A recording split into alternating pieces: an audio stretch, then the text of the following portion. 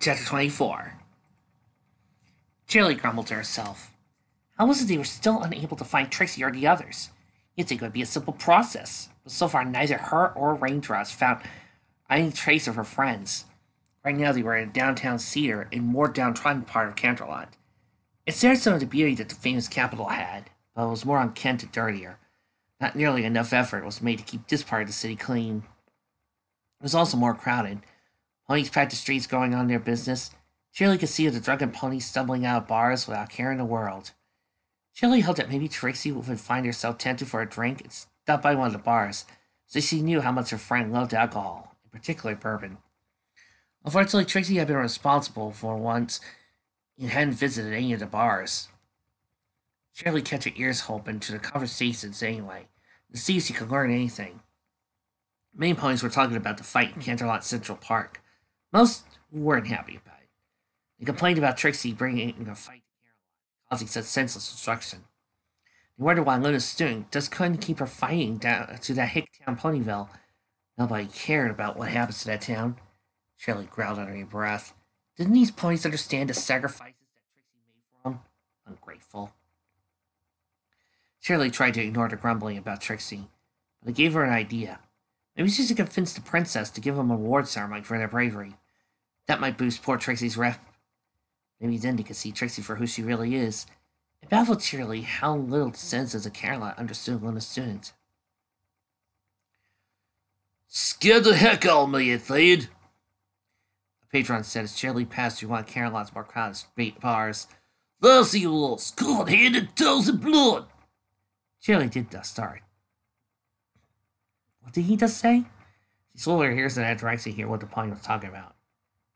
Raindrop seemed to have heard too and took a less subtle approach, turned her head in that direction. I can't tell you how terrified every pony was when the princess stood and walked out of her house, not only in cold and blood, but holding the corpse of a pony. It looked like she had torn his throat out with his bare teeth. You could see the blood dropping from them all. A unicorn stallion sent the two mares and one of the bar's booths. He guessed hard as he spoke. It took 15 police boys to finally take her down. She fought like a rabid animal. Can you believe a maniac like that is all on the loose? What would the police think and let a pony like that slip through the hose? Shirley's jaw dropped. What the hell was this pony babbling on about? She shook her head, bewondering. How terrifying, one of the mares said. I don't think I'll be able to sleep at night. The other mare shivering. Not with a nutcase like Little Moon out there. Don't worry, the stallion boasted, pounding his chest with a hoof. I'll protect you. Big bad Trixie won't come anywhere near you with me around. Both mares seemed relieved after he said this. You lie, Raindrop said in a low voice that was almost a growl. What did you say? The stallion said in surprise. His eyes widened and Raindrops made her way towards him, his booth with a scowl on her face. You lie, Raindrop said again, glaring at the stallion. No, I'm not, the stallion said, chuckling nervously. Raindrops was a small mare, bigger than most other mares with her muscular figure. She was an opposing pony, especially when she was glaring daggers at you. The stallion was tiny compared to her, and backed away when Raindrops loomed even closer. What's up, myself? I was there at Ponyville when Trixie was arrested. You're lying, Raindrops repeated. She grabbed the stallion by the throat. He held in surprise as she lifted him up in the air with one hoof. Why are you saying these things? The stallion grunted in pain. How would you know? I was there. Raindrop said in a low, dangerous voice. She tightened her grip. It's my friend you're talking about. Oi! Bontrick yelled. No fight! You all trust all trouble, take it outside. Raindrops nodded and walked out with the bar with the stallion still hanging in the air. The two mares he was sitting with gaped as their friend was removed from the premises. Don't believe everything you hear, Shirley said to him and hurried outside.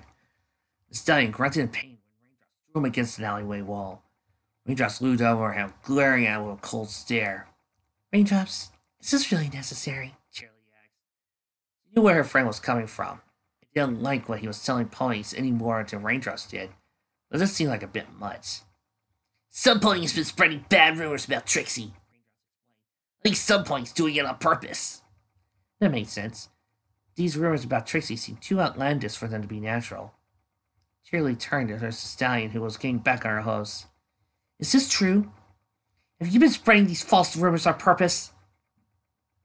I'll do a lot to tell you times anything, The stallion declared. He pulled out a knife, cracked his neck.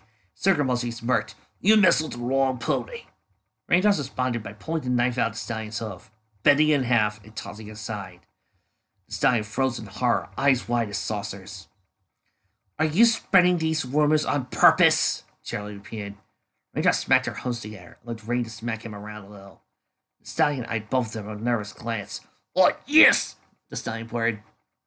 I was paid by some point to smear Lulu's name. Admittedly, I may have been too enthusiastic with the rumor spreading, but it was just a job. It wasn't my idea, really. Who? Charlie asked in a cold voice. Green-Glass! The stallion stuttered. What? Charlie's voice froze to sub-zero temperatures. Uses me all the time to spread rumors about his rivals. Just a job, as I said. The stallion said. No big deal, right? It's Green-Glass you want. You're lying! Charlie retorted. Why would he do that? It's the truth, really! The stallion responded. Let go now. Charlie trotted up the stallion, punched the wall next to the stallion. He shrieked and struck at her glare. Her punch let the large crack in the wall. You better not be lying. Charlie barely containing her fury. No, the stallion pleaded. It's all true. It better be, for your sake. I better not find you spreading any more rumors about Trixie or anybody else ever again, Charlie said. If not, I will find you and you. She made it clear just how serious she was by punching an even larger crack in the wall by his head again. The stallion shrieked again and ran out the alley. Raindrops eyed her with a shocked expression. She had never seen the side of Charlie before. Come on, Charlie said as he walked past Raindrops. We're going to pay Greengrass a visit. For the Duke's sake, the stallion better be wrong. Trixie groaned. What happened to her? Felt like she had a piano dropped on her head. Worse, something was covering her head, coating the world in complete blackness. She tried to move, but something restrained her, making movement impossible at the moment. Trixie surmised she could escape whenever it was holding her with little difficulty, but only after the pain in her head receded. It made thinking difficult. So you're awake then? Good. The world fell to light, making Trixie wince. After a few moments, her eyes adjusted to the light. Trixie wasn't surprised at who was greeting her. Greengrass! Trixie growled. It appeared she was in a small stone room. Looking down, it looked like she was tied to a chair. Easy enough to slip out of, but the presence of Notary made her wait on the escape plan for a moment. There was another pony in the room as well. She was a portly old unicorn mare with an orange mane and bright azure coat. The mare had thick red spectacles, reminding Trixie of your typical odd figure. The key mark was an outline of a pony's head with a question mark over it. Hello, Miss Lone. Greengrass did grace his brow. I'm sorry we had to meet in such dreadful conditions. Trixie rolled her eyes. Right, of course. You've been such a gracious host. She noticed something. Some pony should be here. Vinyl was nowhere in sight. Where is Vinyl? Trixie asked. Greengrass smiled. Oh, her. She's off doing some errands. Nothing for you to worry about. Crap. Greengrass probably helped her outdo something nefarious, like taking out her friends, or destroy the evidence he found earlier. She needed to get to them. It was time to keep him talking while she worked on her bonds. So, what now? Trixie said, flicked her mane with a turn of her head. Is this the part where you glow before you kill me? I know too much after all. No. Greengrass shook his head. Enough ponies have died already. He gave Notary a glare. Much to Trixie's amazement, despite keeping the usual expressionless face, the secretary sitting on her hose. Really? Trixie asked Trixie an eyebrow. Yes, really. Greengrass confirmed. I never wanted Pokey dead. Wait! He's really dead?! He's really dead? Darn you, Arthur. Pokey's one of my favorite characters to voice. You killed him. I hate Greengrass now. Notary acted on her own when she killed him. I also hate you, Notary. You killed off my favorite character to do my manly voice with. I despise you. Greengrass sighed. She's not framing you for murder, might be an easier way for me to get rid of you. Dear Notary always tries too hard. Notary's face didn't change, but Tracy could detect the shame from her. So, what are you going to do to me? Trixie asked. The fact that Notary entered her own was surprising, but that could wait for later. Greengrass smiled. A simple plan, really. My mentor over here will erase and alter your memories. What? Trixie asked wide-eyed. My mentor gave Tracy a reassuring smile. Don't do that, Jenny. I promise it won't hurt. It's a simple process. Dear Luna, she even sounded like someplace aunt. It's well known you hate me, Greengrass said. It won't surprise anyone if you are found in my mansion attacking me, believing I was one of your woes. Even if I was found innocent of Pokey's murder, attacking a noble is a serious offense, Trixie said barely. Princess Luna would probably be forced to banish me. I don't think she would banish you too far away, but at least keep you out of the way. Greengrass smiled. Don't worry. I promise I'll make sure the charges and punishment against you are lenient. Leaving you free to usurp Princess Luna and take over Equestria, declare yourself emperor or whatever, right? Tracy mocked. No. Greengrass said flatly. No, Tracy repeated. Believe it or not, Luna Moon, but I too want what's best for Equestria. Greengrass said, I don't always agree with the princess, and we have had our arguments, but I respect her. I never wanted to rule Equestria. Really? Tracy said, raising a skeptical eyebrow. Yes, really. Greengrass replied, annoyed. So, if we want the same thing, why are we fighting? Simple, Greengrass replied. Gotta give the man for credit for honesty. Just let your audience members know that somewhere there was a comment about how this wasn't very Power Rangers like and yada yada yada. No, this fic is encapsulating my favorite parts of Power Rangers. Able to show off a really good story with really excellent characters, keeping me focused the entire time. That kind of thing. So, you do hate me, just as I thought. No, I don't hate anybody, really, Greengrass said in a calm voice. But, Tracy asked, baffled.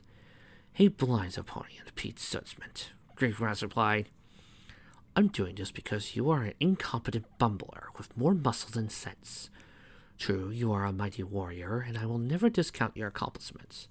But with my Night Court Rangers have made you unnecessary, Equestria's safety will be in the hose of ponies that know what they're doing. Really? Tracy said in a tight voice. And what exactly have I done that has made me unworthy of being a ranger? Well, I bet even you can answer that. On the top of my head, Greengrass said, about half an hour ago against nightlight. What? Because of your carelessness, Canterlot Central Park was devastated. The best and most tranquil park in Canterlot, and a personal favorite for walking in quiet contemplation. Greengrass explained. That wasn't my fault! Trixie glared at the Duke. You had Twilight Sparkle with you. Greengrass said, why didn't you have her teleport the three of you to a place where the least amount of damage could be done? Or lure him away to someplace else so a priceless park wouldn't be damaged. Tracy opened her mouth, then closed it, then opened it again. Okay, maybe she could have done that, but it wasn't like the former Fighter gave her much time to reconsider or something like that. Have you seen Ponyville's damage reports? Greengrass asked. It's staggering, Trixie. You are too careless and you do nothing to mitigate that damage. You could have saved thousands of bits if you actually thought it first before doing something. And I'm supposed to leave Equestria to you nutcases, Trixie smirked. We can't forget about Nightlight's little rampage. Oh, and his Morpher got destroyed, so you're down a pony, Greengrass. Indeed, Greengrass said, a tiny setback, but a welcome one. Letting the former Viceroy become a ranger was a mistake. Remember, there are still other undiscovered planetary gems. Replacing Nightlight won't be too difficult. Greengrass smiled. In fact, I plan on bringing in the other Galaxy Rangers to the fold. What? But... Not you, of course, but I think I could get the others to work. Greengrass nodded.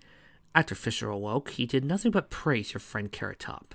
He demanded she join us by saying that she is the type of protector Equestria needs. So no need to worry about your friends anymore. Great, Trixie said sourly. Greengrass clapped his host together. My mentor, please take care of our guest. Yes, sir. My mentor nodded and her horn lit up. Trixie instantly tensed up as the horn moved closer. My mentor gave Trixie a warm, reassuring smile and patted Trixie's hoof. Don't worry, love. It isn't going to hurt. I've done this 1,000 times. You're going to be just fine. Wonderful, Trixie said, her voice constricting her throat. Homera's horn touched the top of Trixie's head. A sharp pain went through her head, making everything go white. There it was, Greengrass's mansion. Shirley had to admit that Duke had his style. Greengrass had described it to her multiple times, but his description paled compared to the real thing. It was a large manor that reminded a pony of a castle. The manor was made of brick and gray thatched roofs. It had a tower on its right that rose high above the building that appeared to have a bell on it. The grounds were almost completely surrounded by trees, and there was a multitude of flowers of every color imaginable and beautifully designed patterns. There was a small lake with actual fish swimming through it. Even the usually soda grain drops found it impressive. Shirley ignored surroundings and stomped up to the front gate. Excuse me, ma'am. A guard at the front said, This is private property. Do you have an appointment? He pulled out a clipboard and looked through it. I'm here to see the Duke. Now, see here, the flawless guard replied. Shirley got into the guard's face. Now! So he repeated in a hard voice and made it clear just how serious he was. I see. The guard said with tension. I'll show you to him right away. Good, Shirley said in a clipped tone. The guard motioned to a fellow to open the gate. The large gate creaked as it opened. Shirley jumped with a start, and something exploded in the distance. It sounded like something was twisting and rending, and there was a crash. What the hey? The guard said, startled. It's morphin' time! Shirley starts out Morpher. Libra! Hercules! Shirley jumped over the gate in a single heap, and raindrops followed close behind, leaving startled and confused guards. The two rangers dashed through the courtyard, scanning for any trouble. What the hey is it? Shirley wondered. A monster, perhaps? Gringas! The familiar voice yelled. I'm coming for you! Shirley came to a stop and gaped. There was Trixie, transformed in the middle of the destroyed gate. Guards and watched her stunned. Oh, hi, Trixie! And raindrops, too! Trixie said happily after unmorphing. Raindrops and Shirley soon did the same. Trixie, what the hey are you doing? Shirley grounded out. What the hey was that mare up to? I've come to put an end to the Duke's evil once and for all, Trixie declared. What? Shirley replied, baffled. Well, I know for sure he is the mastermind behind all our troubles, Trixie explained, but no more. And how do you plan on doing that? Shirley asked, not sure she wanted to know the answer. Oh, it's easy, Trixie said. I'll beat Greengrass and search through his house. No doubt he has some evidence declaring his guilt. Like what? Raindrops asked, cocking her head. Trixie looked like she was about to say something, but stopped. I'm not sure, but surely he has some papers lying around explaining his evil plans. Shirley faced tough. Trixie, this isn't some false cartoon. Would some point like Greengrass just leave evidence around declaring his guilt? Maybe, Trixie said hesitantly. Is smashing the gate and breaking into his house like this is really the best way to find evidence? Shirley asked. You'd think he would have tried sneaking in first. I suppose in retrospect it wasn't such a good idea. Trixie again sounded unsure of herself. You alright, Trixie? Raindrops asked, sounding worried. You aren't sounding like yourself. I'm perfectly fine, Trixie said with forced confidence. Trixie, where are Twilight, Lyra, and Titsy? Shirley asked. I left them behind to look for evidence while I took on Greengrass, Trixie proclaimed. Why? Raindrops asked. Are you hurt from your fight with Nightlight? Why didn't you bring at least one other ranger with you? Trixie opened her mouth to reply, but stopped and gave an unsure look. I'm not sure. It seemed like a good idea at the time. What the hay's going on? Shirley wondered. Trixie's acting really strange, not like herself at all. Not my gate! Duke Greengrass stepped down his mare, with Notary following behind him. He eyed the destroyed gate. Every pony turned to look at him. Trixie smirked and Raindrops glared daggers at him. Notary stared at the group as passive as ever. Miss Shirley and Raindrops. Greengrass gave a gracious bow. And Lulamoon, too. Fancy meeting you here. There you are, Trixie said. I'm here to put an end to your scheming and evil, once and for all. Greengrass raised an eyebrow. My evil? Whatever do you mean? Don't lie. I know you are the one behind my friend's troubles. You planned everything to ruin our lives, and I bet you're the one who killed Pokey, Trixie accused. Really? Greengrass said in a dry tone. You have proof of this? Not yet, Trixie admitted, but... Miss Cheerily, could you please keep your friend under control? Greengrass said, turning towards Cheerily. I don't appreciate her wild accusations or destruction of my gate. Cheerily was about to berate Trixie, but stopped herself. Thoughts of what that stallion said about Greengrass hiring him to spread false rumors about Trixie went through her mind. Could you really trust Greengrass? What if everything they had together had been careful manipulation? Still, she would not accuse any pony with proper evidence. Trixie, Cheerily asked, what makes you think Greengrass killed Pokey? Trixie snorted, who else could it be? Greengrass sighed and shook his head. Miss Cheerily, this is the problem of being a noble. Every pony always assumes the worst about you. Trixie gave a suspicious snort when he said that. Enough talk! Trixie proclaimed, let's get this guy's flank. Cheerily looked at Trixie aghast. Where are you? Even if he didn't kill Pokey, he's still evil and planning something, Trixie said. He's probably trying to take over the world. It will feel a lot safer with one less Psycho Ranger around. Greengrass looked aghast. Miss Cheerily, Raindrops, you will not let this madmare do this, right? Trixie, Cheerily said in a tone she used when disciplining her students, and so the level of her disappointment. It broke most colts and fillies instantly. But... Trixie wavered and looked ashamed. Okay, I'll stop. She mumbled to herself, not knowing why she was doing this in the first place. That was easier than I thought it would be. Greengrass commented, looking a little surprised. But I'm not going with this jerk, Trixie declared, pointing at Greengrass in defiance. I'm not stopping until I find Pokey's killer. I'm afraid I can't allow that, Greengrass said, rubbing the back of his neck. Nori stepped forward expressionless, but there was a threat in her posture. We can't have her run wild again, right, Cheerily? Cheerily was at a loss. True, Trixie caused a huge headache and should be put into custody, but hovering her over felt like a betrayal. She didn't want to choose between Trixie and her cult friend. Raindrops seemed to have no such mental conflict and got in front of Trixie. No! Raindrops, Cheerily said tentatively. When it looked in Raindrops' eyes, the Pegasus went back down. No, Raindrops reaffirmed. We can't let him have her. Cheerily, we have to stop her, Greengrass said gently. Even if she didn't kill Pokey, she's still a criminal. She broke out of jail, tried to attack me, and damaged my property. That isn't counting all the other crimes she committed in her quest for justice. She has to be put under control. Let the police handle Pokey's murder. Cheerily's mind raced. The creep from the bar words raced through her mind again. Could she really trust Greengrass? Trixie broke the law. So she be brought to justice? She envied Raindrops. The bear didn't have to think about it. She just trusted Trixie. Trust. It was true Cheerily had only known Trixie for a few short months, but they were friends and comrades. While you couldn't see who had the blind faith that the rest of her friends seemed to have. Cheerily cursed her weakness. Some friend I am, Cheerily thought. She looked at Trixie and made a decision. It was the only one she could make. No, I can't hand her over to you, Cheerily said in an absolute voice. She's my friend and leader, and I trust her.